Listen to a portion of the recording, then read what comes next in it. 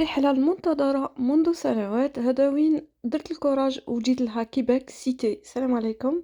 رغم البرد والظروف القاسية قلت لازم نجي، كان عندنا 2 جور فيغيي. حبيت نبروفيتي فيهم، ما نطلقش هاد الفرصة. احنا رايحين نشري لي تيكيت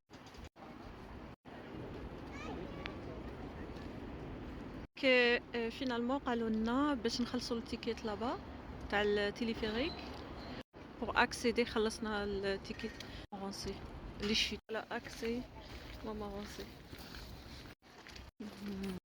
راني متحمسة يا جماعة، اكسايتد. كيباك اللي ما جيت لهاش عندي عوامة هنا.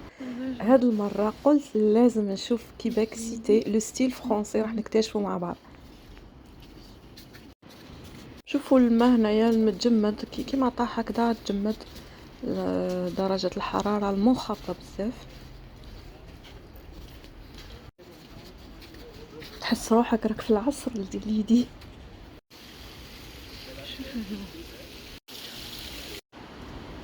الماء هذا هو الماء اللي راه متجمد وخلى هذيك الطريق والمنظر الهايل اللي بقى، سبحان الله. شفت الناس هيتك باسكو لا بروميير فوا نجي هنا ما نعرفش كومون فريمون. هذاك ليسكالي راح نجو منه ونروحوا لهيتك باش تكون المنظر هذا قدامنا وقريب. نكست فيديو تشوفوا معايا شلالات مونمورونسي الأكثر شهرة في كيباك، أكثر زيارة من طرف سياح.